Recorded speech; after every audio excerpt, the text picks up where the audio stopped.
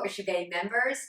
Today we're going to do a wonderful profile with Billy and Jimmie Lapham. They are members for 22 years, and they're going to share some of their club experiences, but they have some other experiences that are going to be a lot of fun to learn about as well. But before we get started, of course, I pull up my file and I'm doing a little, see what else I can learn about you. And I learned that there was a birthday today. Yes. Yes. So, and you didn't tell me that. You didn't tell me that. So we have a. But don't ask me how old I am. Well, when I chatted earlier with Jimmie, she mentioned it was sweet 16. Never been kissed. I'll accept that. I thought that was great. All right, so with that, happy birthday to you. Happy birthday to you. Happy birthday, dear Billy. Happy birthday to you. Yay.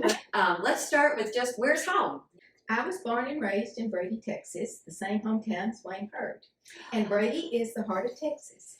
I graduated from high school there and went to Texas Tech University. After Tech, I married my high school sweetheart, and we had 3 children. And he went into the Air Force, and he was killed, and they were flying T-38s, and he was killed in formation. 4 planes went down together.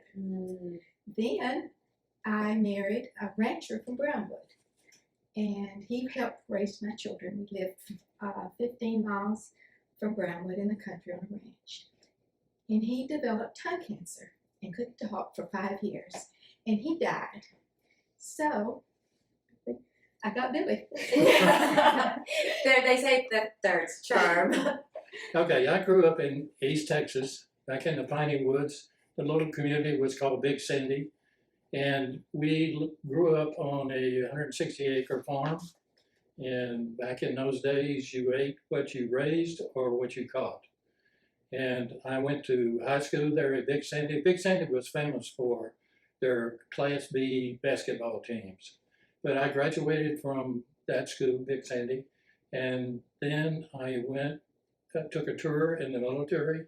And after that, got a degree from the University of Texas. I got a Bachelor of Science degree in mechanical engineering, and then I got a master's degree from the University of Houston.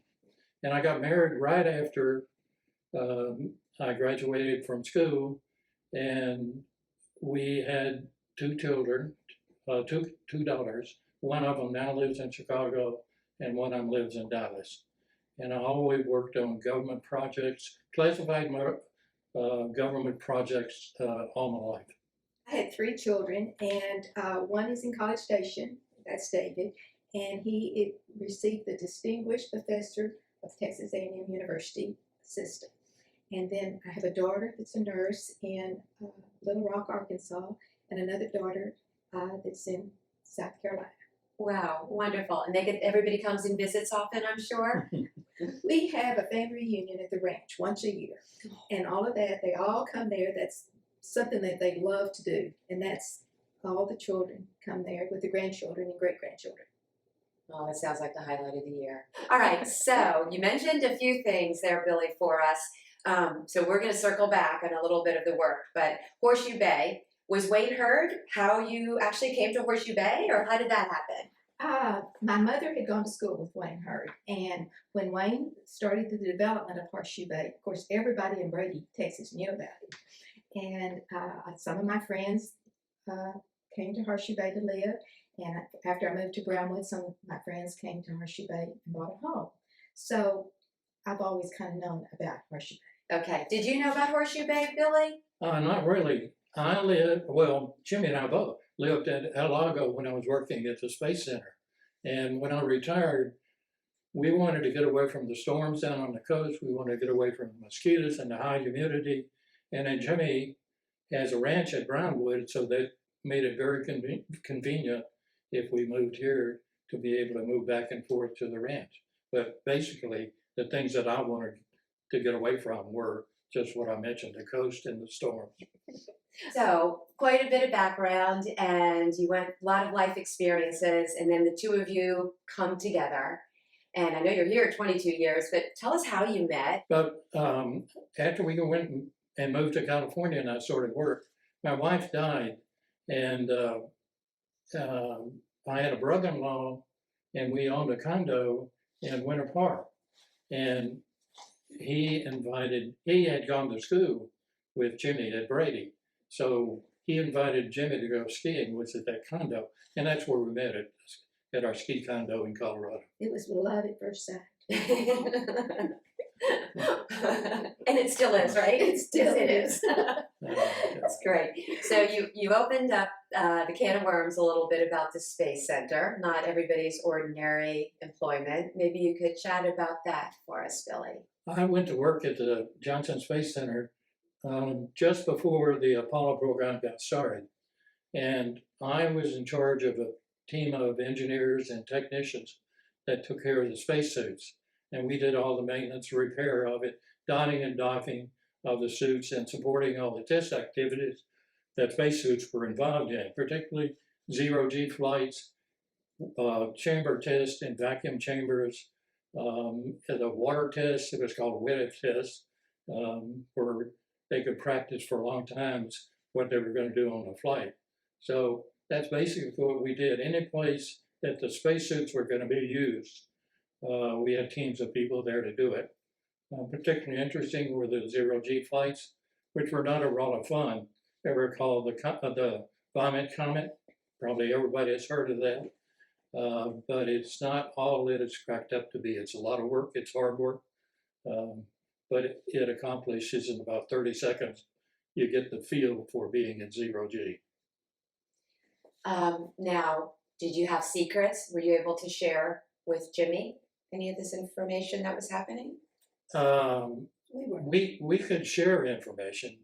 Back in those days, it was all classified. We were in a Cold War with the Soviet Union, so all the hardware, all the documentation was classified secret. Later on in the shuttle program, some of it got declassified, although a lot of the flights that military people flew on, or we launched military satellites, they were all classified.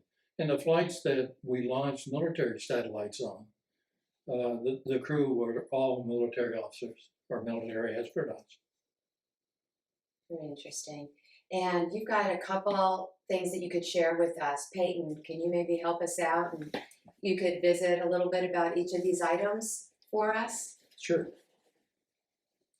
Okay, one of the first things I want to show you is, this is an aluminum bar, and it's been hit by dust, with the dust traveling around 17,000 miles an hour. And this can happen in space because there is particles in space. And the next thing I want to show you, and you can see the craters that dust creates in this aluminum bar. But one of the things, this is a layout of the spacesuits, and it shows all the different layers of the spacesuits. And not only does it keep the astronauts comfortable as far as temperatures are concerned, it also will stop the dust particles. If you get big ones, it obviously will not stop it, but the small ones, it will stop it. The other thing I'm going to show you is on the spacesuits, on Apollo 11, whenever we went to the moon for the first time with Neil Armstrong, we put contingency pockets on the bottoms of his legs of his spacesuit. And the first thing that he did when he got out of the LEM vehicle was to put some rocks in these pockets, because in case of an emergency and he had to leave, or they had to leave the lunar surface really quickly, at least when they got back, they would have some rocks. And the ones that were analyzed scientifically, they carried sealed containers. They put the rocks in them and resealed them. So they came back in pristine condition, so that the scientists could do all the evaluations and testing on those. But the ones that went in the contingency pocket obviously got contaminated, and this is probably one of them. Now, Billy, was this the first launch, the first astronaut going to space? You were part of that? I didn't go to the Space Center. The first guys that went, I was still working on an Air Force program that I talked about was in parallel with that. And I went down there before the Apollo program got started. So all of the Apollo program, I was there.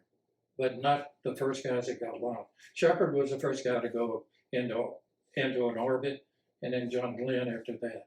But that's about the time after those guys flew that I went to the Space Center, or the Johnson Space Center.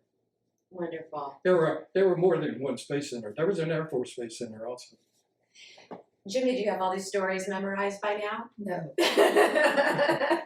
He's got it down, but he's got it pretty Jimmy good. is not that interested in it. But No, I tell she you was another. listening keenly. I'll tell you another story. I had two daughters, and they were teenagers whenever all this was going on. When we were going to the moon and doing all those exciting things, and they weren't very interested in it either. But after they got married and left home, then they really got interested in it. They got to hearing about it and some of the things that we talked about. Well, I'm sure your friends never tire of hearing the story, I'm sure. All right, well, a little bit back to Horseshoe Bay. Tell me what amenities, we can start with you, Jimmie. What amenities do you enjoy here? How do you spend your time? Well, I spend a lot of time playing bridge and mahjong. But as far as the club, I love to go there to eat. I mean, they make each member feel like they're the special one, this number one person that has walked into the restaurant. And they're so gracious and thoughtful. That is music to my ears. I appreciate that. Do you have a favorite restaurant? No. We haven't been out to eat since March. Yes. So Billy and Jimmie have been pretty staying close to home. That's why we're keeping our good distance and everything right now, which is very smart. But one thing about Horseshoe Bay that, you know, everybody I meet at Horseshoe Bay, I want them to be my very best friend. I think just the short bit that we've been together, I see that about you. And your friends are very fortunate. But I think the things about Horseshoe Bay, they always look so nice. They're always kept up to date. And particularly in the last 5 years, they've really updated Horseshoe Bay. And everybody refers to it as our own little piece of heaven. And it's a tribute to the people who manage it. It's a tribute to the people who work here. It's just a phenomenal place that you don't see anyplace else in the country, really. It's wonderful to hear, and I agree with you. It is special. So, Billy, I saw the putting green out back. So, you're a golfer. I'm a golfer. I love to play golf. I'm not that good at it, but I love to play it. And just the fun of being out there with your friends on a great summer day is hard to beat. I never played golf until I came here. I always played tennis, but I've got to where I can't play tennis. My knees don't allow that. But golf, I love. I love the feel of hitting that ball and visiting with the friends when you're out on the greens. That is the best part, the camaraderie, isn't it? Yes, it is. I agree with that. And it is that one shot. You just got to get that one smooth shot in, right? Right. You're going, oh, Right. yeah, that's what I'm trying to do. That's what it's supposed to feel like. That one good shot makes you keep coming Keeps you back. going. So true. That's right. Well, what did I not ask that maybe either of you would like to share with us? I can't think of anything, can you? I don't know. Give us some suggestions. No, I have just completely enjoyed visiting with you and learning about you. You know, I say this all the time, but of all the things I do in my job, meeting people like you is what makes everything I do worthwhile. That's sweet. I mean it. And I just thank you so much for your time and on your birthday. Thank you So, very much. Thank you, Billy and Jimmie Lapham. Thank you.